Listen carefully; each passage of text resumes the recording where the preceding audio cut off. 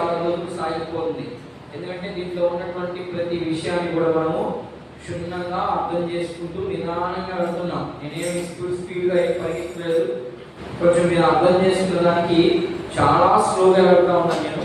కాబట్టి మీరు కూడా అర్థం చేసుకునే దానికి ప్రయత్నం చేయండి. చదువుదాం ప్రకటన గ్రంథము. ఈరోజు స్మరణ సంఘం, ఆల్రెడీ ఒక సంఘాన్ని గురించి నేర్చుకున్నాం. అది ఏంటయ్యా సంఘం అంటే ఎఫెసీ సంఘం. ఎఫెసీ సంఘంలో ఉన్నటువంటి విశ్వాసుల పరిస్థితి ఎలా ఉంది అంటే వారు అన్ని విషయాలు బాగున్నాయి, కానీ ఒక విషయంలో వాళ్ళు తప్పుపట్టడం జరిగింది. దేవుడు వారిని ఒక విషయంలో తప్పుపట్టడం జరిగింది. ఏంటి ఆ విషయం అంటే వారిలో మొదటి ప్రేమ లేదు. అది వాళ్ళలో ఉన్నటువంటి మైనస్. అందులో నుంచి మనం ఏమి నేర్చుకున్నామని అంటే మనం కూడా అంతే. మనం కూడా యేసు ప్రభువుని నమ్ముకున్నటువంటి మొదటి రోజుల్లో చాలా ఉత్సాహంగా ఉంటుంది.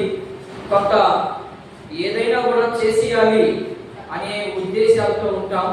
కానీ కొంతకాలం జరిగేసరికి మనం ఏమైపోతామంటే నీరు గారిపోతాం. అంటే చేద్దాంలే, పోదాంలే, చూద్దాంలే అనే ఉద్దేశాలతో మనము అలా నిలబడిపోవడం జరుగుతూ ఉంది. కాబట్టి మనం ఏం నేర్చుకున్నామయ్యా అంటే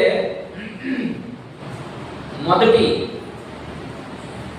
సంఘంలో నుంచి ఏం నేర్చుకున్నామంటే మనం కూడా వారిలాగానే ఉన్నాము. ఇది మొదటి సంఘంలో ఎఫెసీ సంఘంలో ఉన్నటువంటి విషయం మనం అర్థం చేసుకున్నాం. ఇప్పుడు రెండవ సంఘం, ఇది చాలా గొప్ప సంఘం, స్మరణ. ఈ సంఘము లేదా ఈ ప్రాంతం ఎక్కడుంది, దీని భౌగోళిక చరిత్ర కొంత మనం అర్థం చేసుకుంటే ఈ సంఘాన్ని మనం అర్థం చేసుకునేదానికి, ఈ సంఘంలో ఉన్నటువంటి విషయాలను మనం అర్థం చేసుకునేదానికి సులువుగా ఉంటుంది. ఒక రెండు విషయాలు మాత్రమే నేను తెలియపరుస్తాను ఈరోజు. మొదటిగా దాని యొక్క ఆధిక్యత ఏమిటి, ఆ స్మరణ అనే సంఘంలో ఉన్నటువంటి విశ్వాసుల పట్ల ఆధిక్యత ఏంటి, ఆ ప్రాంతం పట్ల. స్మరణ అనేది ఒక ప్రాంతం, ఆ ప్రాంతంలో ఒక గొప్ప ఉద్దేశాలు ఉన్నాయి. ఎఫెసీ ప్రాంతానికి ఏ రీతికైతే ఒక గొప్ప పేరు ఉందో అలాగనే స్మరణ అనే ప్రాంతంలో ఆ పట్టణం కూడా చాలా గొప్ప ఆధిక్యతలు ఉన్నాయి. అవేంటో మనం కొద్దిగా చూద్దాం. నేను మొదటిగా అక్కడ ఏం రాశానంటే భౌగోళికంగా కొంత నేర్చుకోవాలి మనం. అంటే ఆ ప్రాంతాలు ఎక్కడెక్కడ ఉన్నాయి, ఆ ప్రాంతాలకి ఎందుకు ఆ పేరు పెట్టాల్సి వచ్చింది, మనకి ఏమి నేర్పించాలని కొంత చరిత్రతో కూడినటువంటి విషయాలు అక్కడ చెప్పడం జరిగిందో మనం అర్థం చేసుకునేదానికి ప్రయత్నం చేద్దాం. మొదటిగా చదువుదామైనా 8వ వచనాన్ని మనం చదువుదాం. 8 నుంచి 11 వచనాలు మనం అర్థం చేసుకునేదానికి మొదటిగా చదువుదాం. ఏమేమి ఉన్నాయి అక్కడ, ఆ స్మరణ సంఘంలో ఏమేమి, దేని గురించి ఆయన మాట్లాడుతున్నాడో కొంత చదువుదాం. స్మరణలో ఉన్న సంఘపు దూతకు ఇలాగు రాయము, మొదటి వాడును కడపటి వాడునై ఉండి మృతుడినై మరలా బ్రతికిన వాడు చెప్పు సంగతులు ఏమనగా, మొదటి చూడండి, నీ శ్రమను నేను చూశాను అంటున్నాడు. ఒకటే విషయం ఏంటి, ఆ సంఘంలో ఉన్నటువంటి విశ్వాసులకి లేదా ఆ ప్రాంతానికి ఉన్నటువంటి శ్రమ, తర్వాతనే సంఘం. రెండు విషయాలనే అక్కడ. మొదట సంఘము, రెండోది ప్రాంతము. మొదటిగా ప్రాంతంలో ఉన్నటువంటి ఆ బాధ ఏంటో చూడాలి, సంఘంలో ఉన్నటువంటి బాధ ఏంటో చూడాలి. రెండు విషయాలు అక్కడ. తర్వాత నీ దరిద్రతను నేను చూశాను అంటున్నాడు. ఆ సంఘం గురించి చాలా ఉన్నతమైనటువంటి స్టేట్మెంట్ ఇచ్చి కూడా ఏం చెప్పాడంటే నువ్వు చాలా దరిద్రంగా ఉన్నావు అంటే అర్థం ఏంటి, మన భాషలో దరిద్రంగా ఉన్నావు అంటే అసలు ఏమీ లేదని అర్థం. మనం దరిద్రము అని అంటంగానే మన మానవాళి నైజం ఏంటంటే డబ్బు కాడికే వెళ్ళిపోద్ది. కానీ అది కాదు ఇక్కడ దాని అర్థం. నీవు దరిద్రుడుగా ఉన్నావు అంటే అర్థం ఏంటంటే వాళ్ళు ఆ సంఘం పేద సంఘం, లేకపోతే వాళ్ళు అసలు భోజనం. కానీ అసలు ఆ సంఘం గురించి క్లారిటీగా కొంచెం తెలిస్తే ఆ సంఘంలో ఉన్నటువంటి ఆధిక్యత ఏ సంఘానికి లేదు. ఎందుకు ఆ పదాన్ని ఉపయోగించాడు అంటే నేను లోపలికి వెళ్ళే కొద్ది కొంత మనం అర్థం చేసుకోవడానికి ప్రయత్నం చేద్దాం. నేను ఎరుగుదును ఆయనను నీవు ధనవంతుడే. వెంటనే ఏం చెప్పాడు, నువ్వు ముందు దరిద్రతగా ఉన్నావు అన్నాడు, చెప్తున్నాడంటే, ఎందుకంటే మనం నేర్చుకునే వాడు ఏమనుకుంటారంటే దరిద్రంగా అననే పదం దొరికింది కాబట్టి వీళ్ళు బైబుల్ ఎక్కడ నేర్చుకోరు కాబట్టి ఏదంటే అది బోధించేస్తారని సంఘం ఇటుపట్టు వెళ్ళిపోతుందని ప్రభు వెంటనే మనకి ఏం చెప్తున్నాడు అక్కడ, మీరు చదువుకున్న అర్థం అవ్వాలని, అయినా కూడా నీవు ధనవంతుడివే అనే మాట ఉపయోగిస్తా ఉన్నాడు. తాము యూదులు అని చెప్పుకొచ్చు యూదులు కాక సాతాను సమాజపు వారి వలన నీకు కలుగు దూషణ నేను ఎరుగుదు. నీవు పొందబోవు శ్రమలకు భయపడకు. ఇదిగో మీరు శోధింపబడినట్లు అపవాది మీలో కొందరిని చెరలోకి వేయబోచున్నాడు. ప్రతి దినమును శ్రమ కలుగును, మరణం వరకు నమ్మకంగా ఉండుము, నేను నీకు జీవ కిరీటము ఇచ్చెదను. సంఘములతో ఆత్మ చెప్పు మాట చెవి గలవాడు వినుగాక, జయించువాడు రెండవ మరణం వలన. సంఘం అంటే అంత ఆశామాష అనుకుంటున్నారేమో, లేదు. సంఘంలో అసలు సంఘం కొంత క్రమంగా నేర్చుకుంటే వెళదాం కాబట్టి నేర్చుకుందాం. మనం నేర్చుకునే దానికి ప్రయత్నం చేద్దాం. అయితే నేను మొదటిగా దీని యొక్క భౌగోళిక చరిత్ర కొంత ముందుగా మనం చూద్దాం. ఏంటి ఆ స్మరణ ప్రాంతం? ఇప్పుడు చాలా మంది ఏమంటున్నారు, దాన్ని సంఘం అంటున్నారు కదా. సంఘంలో పేరుందా? స్మరణ అనేది పేరా? మన చర్చి పేరు ఏం పేరు? అపోస్టలిక్ మినిస్ట్రీ మంది. అలాగే తెలుగు బాప్టిస్ట్ చర్చ్ ఉంది ఇంకోటి ఎస్కోలు ప్రార్థన మందిరం ఉంది, ఇంకోటి సియోను ప్రార్థన మందిరం ఉంది. ఇలా పెట్టుకోవాలి. కానీ అక్కడ ప్రకటన గ్రంథంలో స్మరణ అని పెట్టాడు ఆయన. అంటే అర్థం ఏంటి అమ్మా? స్మరణ అంటే అర్థం ఏంటి? నేను ఇక్కడ రాస్తాను చూడండి.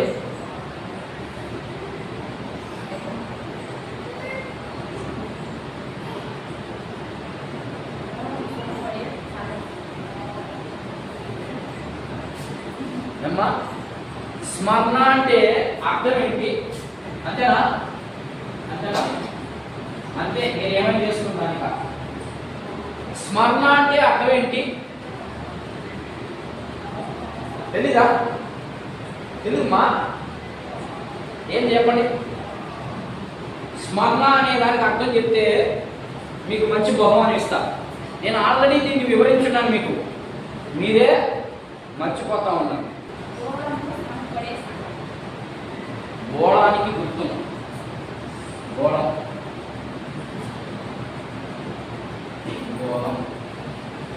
ఈ బోళంకి ఇంకొక గుర్తు వచ్చారు మీకు వెంటనే. బోళం అంటేనే ఇంకొక పాయింట్ గుర్తు రావాలి, అర్థం వస్తుంది. గుర్తొచ్చిందా? మత్తయి సువార్తలో కనబడుతుంది మాట. దీనికి అర్థం చెప్తాను నేను. స్మరణ అంటే అర్థం ఏంటి అనే దానికి మీకు వివరిస్తున్నా. స్మరణ అంటే బోళము అని అర్థం. బోళము అంటే ఒక పదం గుర్తుకొచ్చారు మనకి వెంటనే. యేసు ప్రభు పుట్టినప్పుడు కొంతమంది ఎత్తుకొచ్చారు. ఏమేమి ఎత్తుకొచ్చారు? సాంబ్రాణి, బోళము, ఇంకా బంగారు. ఈ మూడింటి ఎత్తుకొచ్చాడు. ఈ మూడింటికి 3 వ్యత్యాసాలు ఉన్నాయి. కానీ నేను అన్నిటికీ వెళ్ళను. కానీ బోళము అంటే అర్థం ఏంటంటే శ్రమ. అర్థమైందా? బోళము అంటే శ్రమ. యేసు ప్రభు బోళం ఎందుకు ఎంచుకున్నాడు? ఎత్తుకొచ్చారు వాళ్ళు ముగ్గురు. ఎవరు? ముగ్గురు ఎత్తుకొచ్చారు కదా. ఆ ముగ్గురు ఎత్తుకొచ్చి ఒకరు బంగారు తెచ్చారు, ఒకరు బోళం తెచ్చారు, ఒకరు సాంబ్రాణి తెచ్చారు. ఈ మూడింటికి 3 అర్థాలు ఉన్నాయి. నేను అక్కడికి వెళితే మన సబ్జెక్ట్ అంతా మారిపోద్ది. అక్కడికి యేసు ప్రభు పుట్టినప్పుడు ఆ సబ్జెక్ట్ చెప్పుకున్నాను. స్మరణ అంటే అర్థం ఏంటి? బోళం అంటే అర్థం మనకి అది వేరే వాళ్ళకి కాదు. సంఘానికి బోళము అంటే అర్థం ఏమో వాటి అంటే శ్రమ. అది స్మరణ సంఘానికి ఏం కలిగింది? శ్రమ. అది దాని అర్థం. అంత కష్టపడింది. సరే, నేను అక్కడ కలగకుండా భౌగోళిక చరిత్ర. ఇది ఎఫెసీ ప్రాంతానికి ఉత్తర దిక్కున దాదాపు ఒక 40 లేదా 50 కిలోమీటర్ల దూరంలో ఉంటుంది. కొంచెం మీ బైబుల్ అన్ని వెనక్కి తెలిస్తే పౌలు ప్రయాణాలు అని ఉంటుంది చూడండి ఒకసారి పట్టిక. మీ బైబిల్ వెనక భాగంలో పౌలు ప్రయాణం అని ఉంటుంది. ఆయన వెనక పిక్చర్ పిక్చర్ ఇంకా ఇటు ఇటు ఇటు వెనక పౌలు యొక్క ప్రయాణాలు తిన ఇంకా చెప్పమా ఇంకా బస్కెళ్ళిపో చివరికి వెళ్ళిపో. పౌలు యొక్క ప్రయాణాలు లేదా ఉందా? ఉన్నమా? ఉంటే అక్కడ ఎక్కడుందో చూడండి. ఈ ప్రాంతం కనబడ్డదా? అమ్మా ఇచ్చుడు నా సైజు.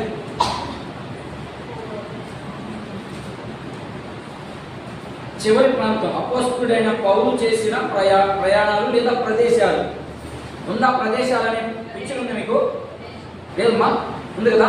ఉంటే ఎక్కడుందో చూడండి. ఇది స్మరణ అనే సంఘం. ఆ ప్రాంతం ఎక్కడుందో చూడండి ఒకసారి. ఎఫెసీ ప్రాంతం ఉంది, దానికి పైన స్మరణ కనబడతా ఉందా? 1 2 క్రేతు అనే ప్రాంతం కనబడుతుందా? పెద్దదిగా కనబడుతుంది చూడండి. అక్కడ క్రేతు అనే ప్రాంతం కనబడతా ఉంది. లేకపోతే మాసిదోనియా కనబడుతుందా?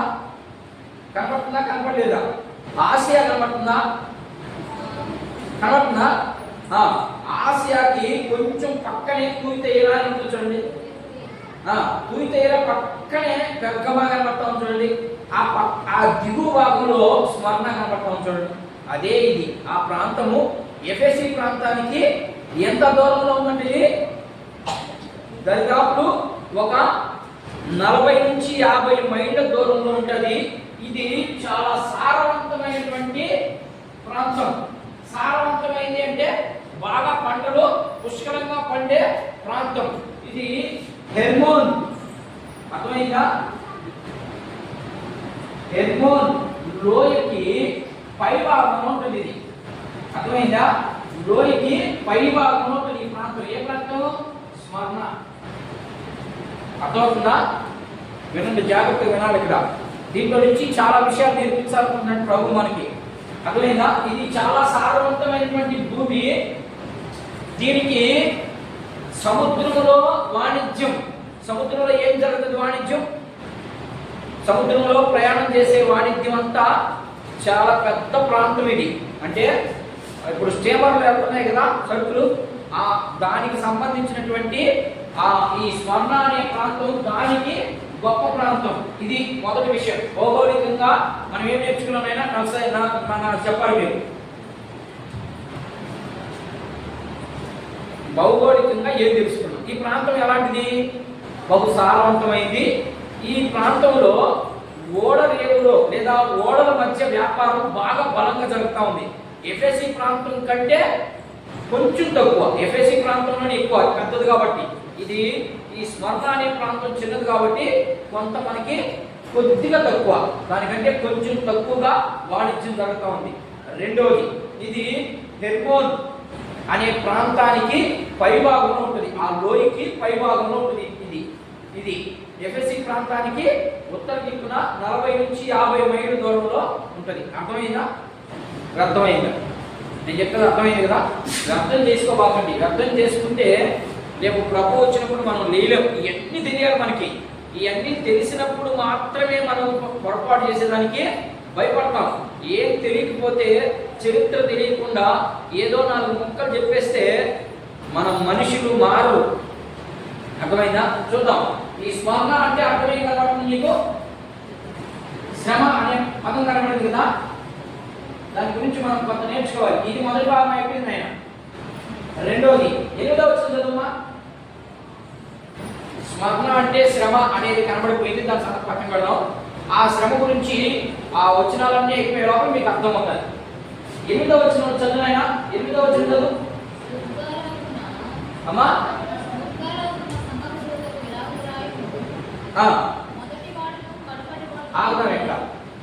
చదువునైనా.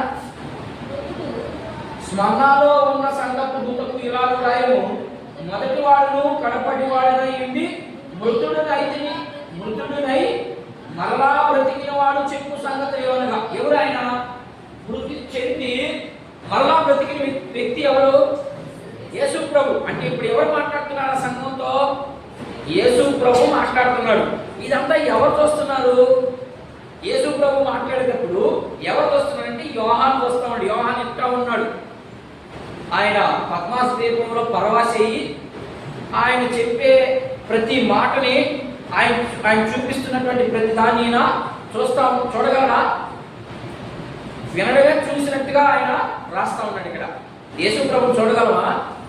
చూడలేము. ఆయన్ని అర్థమైందా? రేపు చూడగలం, ఇప్పుడు చూడలేము. ఎందుకని ఇప్పుడు ఎందుకు చూడలేకపోతున్నాం? యేసు ప్రభు డైరెక్ట్గా పాప స్వభావం మనలో ఉంది. పాపం లేదు, పాపపు స్వభావం ఉంది. జాగ్రత్తగా అర్థం చేసుకోండి. మనలో పాపం లేదు, కానీ మనలో ఉన్నటువంటి పాపపు స్వభావము ఆయన చూడలేము. రేపు మనకు పాపం ఉండదు.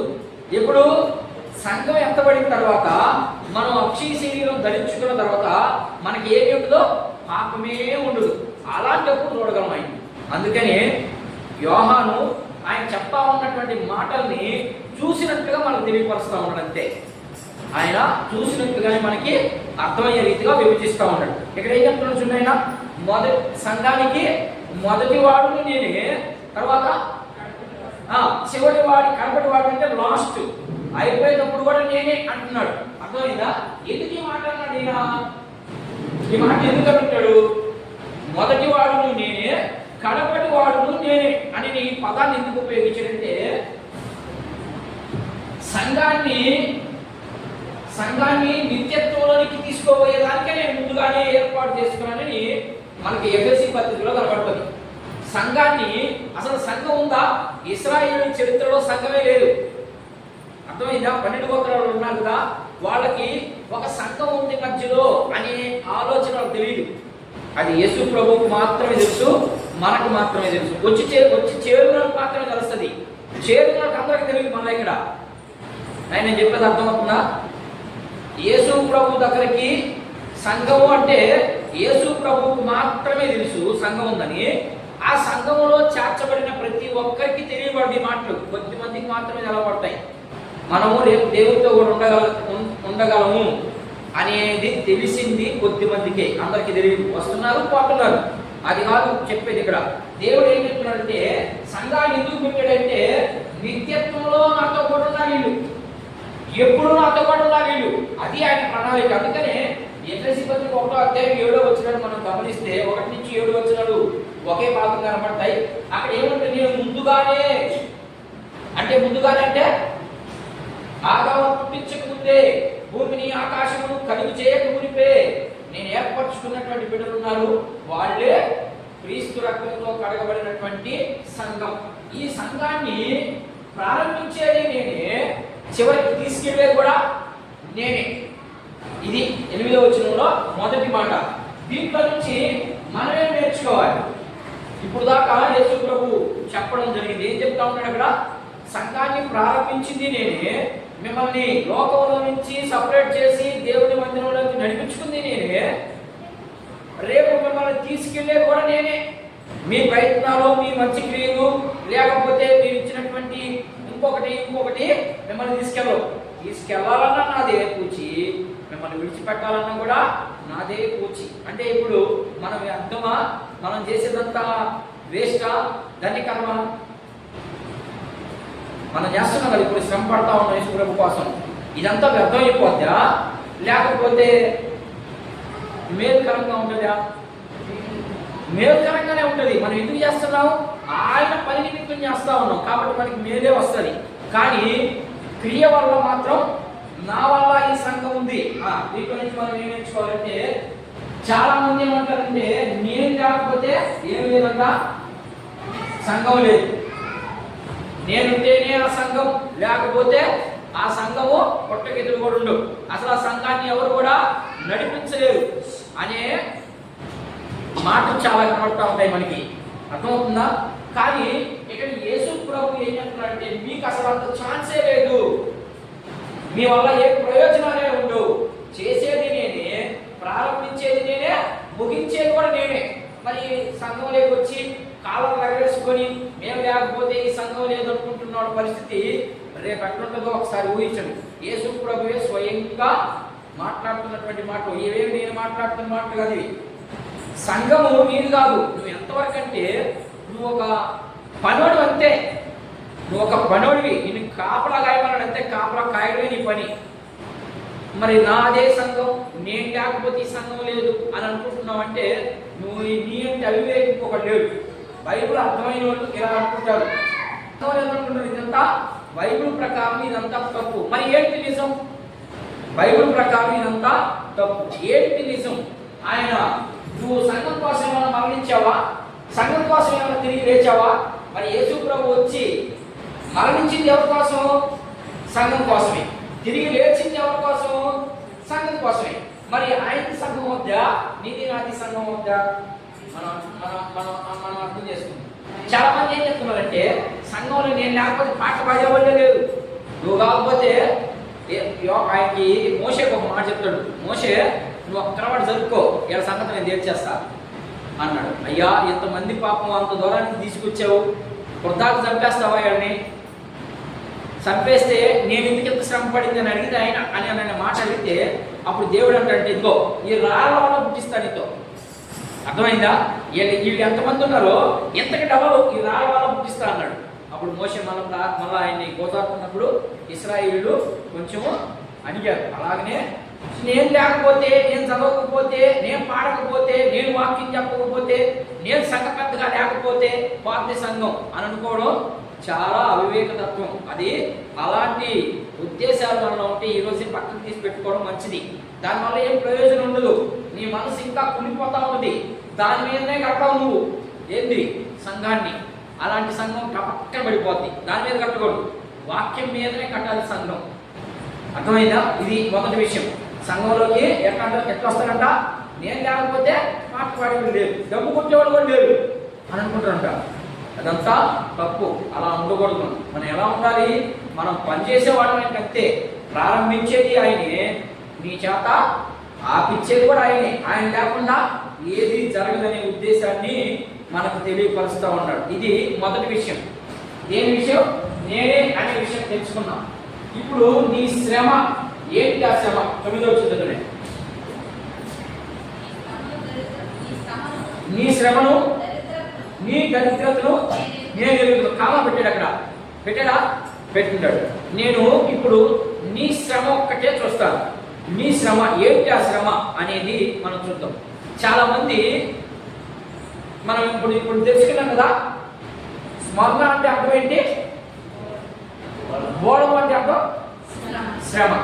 అదే మాట ఇక్కడికి వచ్చేస్తుంటాడు. నీ శ్రమను నేను చూశాను అంటున్నాడు. అంటే సంఘము ఎట్లా వెళ్తుంది? శ్రమ గుండా వెళ్తుంది, అంతే కదా. స్మరణ అంటే అర్థం ఏంటి?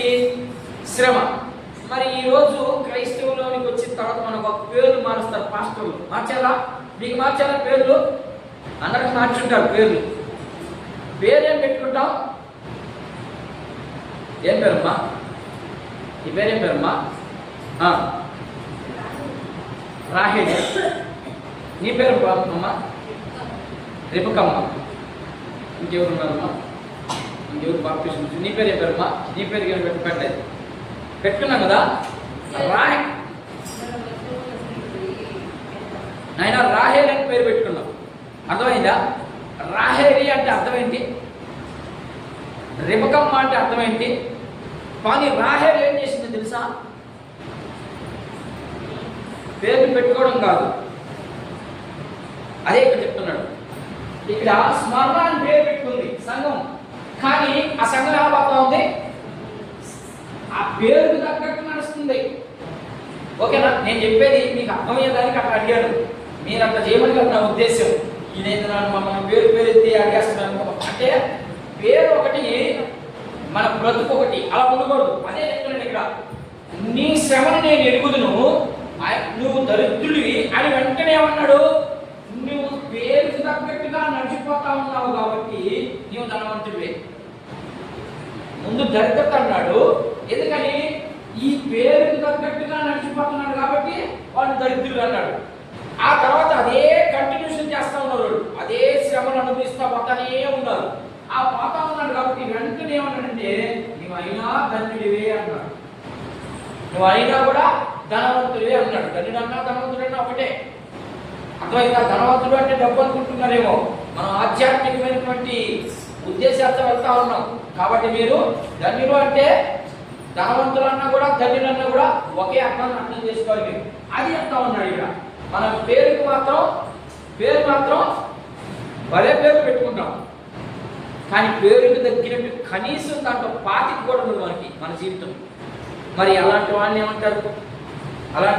అమ్మా ఏమంటారు మీరే చెప్పాలి. సరే మీరేం చెప్పాలి చూద్దాం. కొన్ని వచ్చినాలు మనం గమనిద్దాం. చూడండి, మోషే ఒక ఆయన మోషే ఉన్నాడు మీరు తెలిసి కదా, ఇప్పుడు చూసుకున్నామా. ఆయన ఎబ్రీ పత్రికలో ఒక మాట ఉంటాడు, చూద్దాం చూడండి. ఎబ్రీ పత్రిక 11వ అధ్యాయం 2 మాటలే టక్ ముగిచేస్తాను నేను. పేరుకు తగినట్టుగా మన జీవితాలు లేకపోతే స్మరణ సంఘం మీదనే పెట్టాడు. ఏమని? నీలో తప్పుందని. మరి నీ మీద నా మీద పెట్టినా రేపు కనీసం పేరుకు తగ్గట్టైనా పాతికైనా ఉండాలి మనలో. ఆ క్వాలిటీస్ లేని జీవితం వ్యర్థం. చదువులైన 11వ అధ్యాయం 24-26 వచ్చిన చదువుదాం. అమ్మా, మోషే పెద్దవాడైనప్పుడు విశ్వాసమును బట్టి ఐగుప్తులో ఉన్నటువంటి భోగ భాగ్యాల కంటే క్రీస్తు విషయమైన నింద చాలా గొప్ప భాగ్యమని. చాలు, నేను కొంతమంది మీరు చదివితే ఇంకా చాలా విషయం ఉంటుంది దానికి. ఏం మాట్లాడుతున్నాడంటే హెబ్రీ గ్రంథకర్త ఏం మాట్లాడుతున్నాడంటే, ఆ సంఘంతో ఏం మాట్లాడుతున్నాడంటే, చూడండి మీకంటే ముందు వచ్చాడు ఒక ఆయన. ఎవరైనా? ఆయనే మోషే. ఆయనకి భోగవాక్యాలు కలిగినటువంటి వ్యక్తి ఆయన. ఎందుకని? ఐగుప్తులో ఉన్నాడు కదా, ఆయన రాణి కుమారుడుగా జీవించాడు. హెబ్రీయుడే, కానీ దేవుని ప్రణాళికను బట్టి ఆయన ఐగుప్తి రాణికి కుమారుడుగా స్వీకరించబడి అక్కడే ఉండాలి కదా ఆయన. ఎవరైనా అలాంటి భాగ్యాలు ఎదుర్కొంటారా? అన్నీ మన దగ్గరకు వస్తున్నాయి. మాట్లాడేటప్పుడు అదే కావాలనుకుంటారా, లేకపోతే శ్రమ కావాలనుకుంటారా, లేకపోతే నిందలు కావాలనుకుంటారా, అడుగు తినాలనుకుంటారా? మన భాషలో వద్దాం. డబ్బులు బాగున్నాయమ్మా, ఆ డబ్బులని పక్కకి ఇల్లు వేసేసి పోయి అట్లా బొచ్చి తిందామని అనుకుంటావా? అనుకో. కానీ ఇక్కడ ఏమంటున్నాడు ఆయన? ఐగుప్తులో ఉన్నటువంటి భోగభాగ్యాలన్నీ అయినా విడిచిపెట్టాలి, కానీ క్రీస్తు విషయమై అంటే సంఘము విషయమై, అర్థమైందా? సంఘము విషయమై నేను ఎంత నిందైనా సరే నాకు ఏమి ఇబ్బంది లేదు అని చెప్తా ఉన్నాడు. మరి మనం ఒకటో విషయం, మనం అలా అసలు నిద్ర పడతామా? సువార్తకు వాదం రండి అన్నాం అనుకో, ఏం చెప్తాం? మాకు ఆడ పని ఉంది, ఏడు పని ఉంది, మాకు టైం దొరకడం లేదు. కనీసం చర్చి కన్నా రండి, మాకు కూడా టైం దొరకడం లేదు. ఇప్పుడు ఒక ఆమె టైం దొరకలే పాపం. పేర్లు మాత్రం ఎట్లా పెట్టుకుంటాం మనము? భలే పేర్లు పెట్టుకుంటాం. అసలు ఎవరికి ఉండకూడదు అలాంటి పేర్లు.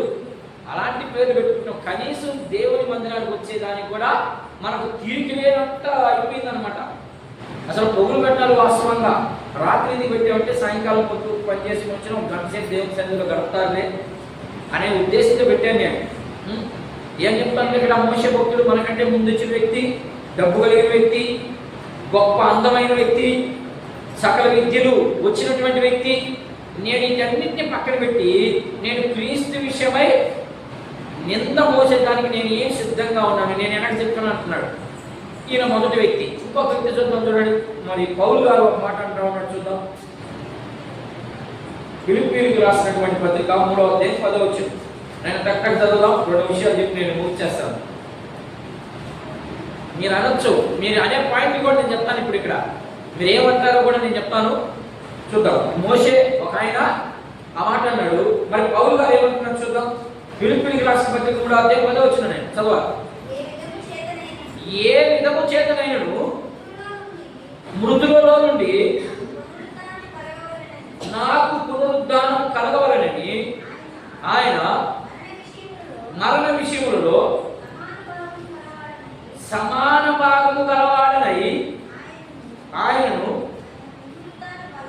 ఆయన పునరుద్ధాన బలము ఎందుమా ఆయన శ్రమలలో ఏం చెప్తా ఉన్నాడు పౌలు?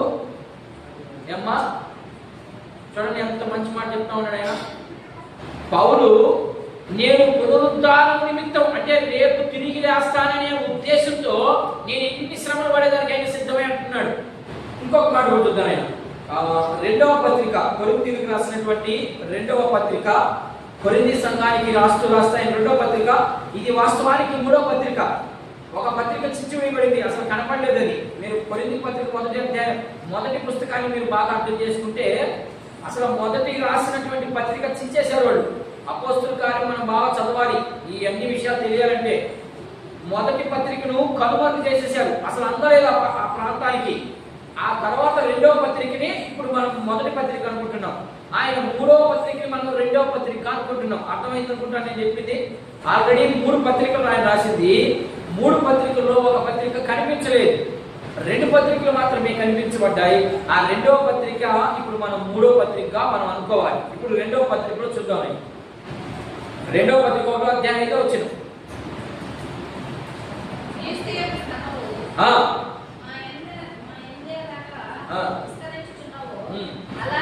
అలాగే క్రీస్తు ద్వారా ఏం చెప్తున్నాడంటే క్రీస్తు ద్వారా నాకు శ్రమ వచ్చింది, మళ్ళీ వెంటనే ఏమొచ్చిందంట ఆదరణ వచ్చిందని చెప్తా ఉన్నాడు ఆయన.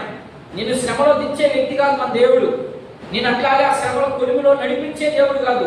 అలా శ్రమలు నిన్ను మాటి మాటికి వెంబడిస్తున్నాయి అంటే అర్థం ఏంటంటే నువ్వు దేవునికి విరోధమైన కార్యం ఏదో చేస్తా ఉన్నావని అర్థం చేసుకోవాలి. మీరు వెంటనే చాలా ప్రశ్నలు ఉంటాయి మీకు, మీరు వేయలేకపోతున్నారు. ఎందుకంటే అడిగితే ఏమవుతుందని, అడగకపోతే ఏమవుతుంది అడగాల. అడిగితే మీకు కొంచెం తెలియబడుతుంది, అడగకపోతే నాలో తెలిసింది నాలోనే ఆగిపోద్ది. అలా ఉండకూడదు, అడగాలి, ప్రశ్నలు అడగాలి. అడిగినప్పుడు ఇది నేర్చుకునే సమయం ఇది, అందుకని అందరూ నేర్చుకోవాలి. ఇక్కడ ఏం చెప్తున్నాడంటే నేను యేసుక్రీస్తు విషయమై శ్రమపడడానికి కారణం ఏంటో చూపిస్తున్నాడు ఆయన. అర్థమైందా? ఇంకొక మాట చూద్దాం. రోమపత్రిక 5వ అధ్యాయం 3వ వచనం.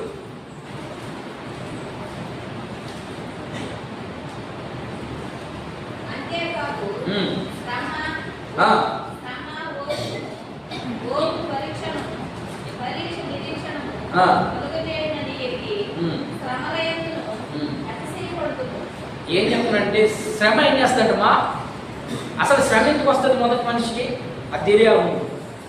శ్రమ ఓర్పు పుట్టించాలి. మనకు శ్రమ వస్తా ఉందంటే మనం ఇసుగు పడతాం. కానీ పౌలు ఏం చెప్తున్నాడు, మీరు ఇసుగు పడద్దు, శ్రమ వచ్చిందా ఓపికగా ఉండండి, ఎన్ని దినాలు వస్తాయో చూద్దాం. అర్థమైందా? మీరు ఓపికగా ఉంటే ఆ శ్రమ వచ్చినట్టు వెళ్ళిపోద్ది అంతే. నువ్వు ఓపిక లేకుండా కసుక్కుంటా ఉన్నావు అనుకో, నేను వెంబడిస్తానే ఉంటుంది ఆ శ్రమ. అర్థమైంది అనుకుంటాను. మనకు శ్రమలు ఎందుకు వస్తాయి అంటే దేవుని పరీక్ష నిమిత్తం. దేవుడు నిన్ను టెస్ట్ చేసేదానికి పెట్టవచ్చు, లేకపోతే నువ్వు చేసిన పాపానికి రావచ్చు. మనం దేన్ని కూడా మనము నిర్లక్ష్యం చేసేదానికి లేదు. మనం చేసిన పాపానికి మనకు పరీక్ష రావచ్చు, లేకపోతే నీకు పరీక్ష పెట్టేదానికి రావచ్చు. ఆ పరీక్షలో నువ్వు నెగ్గాలి అంటే ఖచ్చితంగా నువ్వు ఎట్లా ఉండాలా, ఓపికగా ఉండాలి, ఎదురు చూడాలి. ఏమొస్తుందా, ఏ శ్రమ వస్తుందా మన మీదకి, ఆయన కూడా ప్రభువానికి స్తోత్రం అంతే.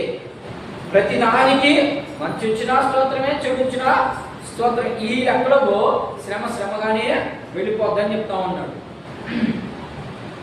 ఇదే శ్రమ, ఈ శ్రమని మనం వ్యక్తిగతంగా మనం అర్థం చేసుకునే ప్రయత్నం చేస్తే క్రీస్తు శకం అర్థమైందా? క్రీస్తు పూర్వమా క్రీస్తు శకమా? క్రీస్తు శకము 168లో ఒక ఆయన ఉన్నాడు సంఘ పెద్దగా, లేకపోతే పాస్టర్గా ఉన్నాడు. ఫస్ట్ ఎవరున్నారు? మోషే చూశాం, ఓకేనా? 2 పౌలుని చూశాం. ఇప్పుడు అయ్యా వాళ్ళంటే భక్తులు, వాళ్ళంటే దేవుడితో ముఖాముఖిగా మాట్లాడుతున్న వ్యక్తులు, మీ డౌట్లు వాళ్ళు ఉండొచ్చు.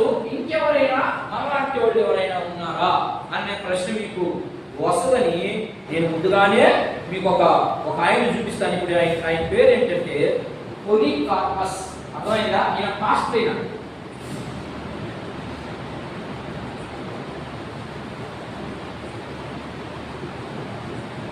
అర్థమైందా? ఈయన ఈ కాలంలో 168వ సంవత్సరంలో ఈయన పాస్టర్గా ఉన్నాడు. ఏ సంఘానికి? ఇప్పుడు ఏ సంఘం గురించి మాట్లాడుతున్నాం మనం? స్మరణ. ఈ సంఘానికి పాస్టర్గా ఉన్నాడు ఈ వ్యక్తి. ఈ వ్యక్తి కూడా చచ్చిపోయేదానికి కూడా వెనక ముందు లేదు, చచ్చిపోయాడు ఆయన, అట్లాగే చంపేశాడు ఆయన. అందుకని కొంత మీకు చరిత్ర చెప్తే కొంతగా మీరు అర్థం చేసుకుంటారని చరిత్ర చెప్తున్నాను నేను, లేకపోతే చరిత్ర చెప్పను నేను. అర్థమైనా? ఈ వ్యక్తికి చచ్చిపోయేదానికి కూడా వెనక ముందు చూడదు ఆయన. పొలికార్పసిన 168వ సంవత్సరంలో పాస్టర్గా ఉన్నాడు. మనకి ఎంత శ్రమ వస్తేనే ఆ రోజు ఇంచుమించుగా ఈయన ఉన్నటువంటి సమయంలో ఇంచుమించుగా 2000 మంది యూదులు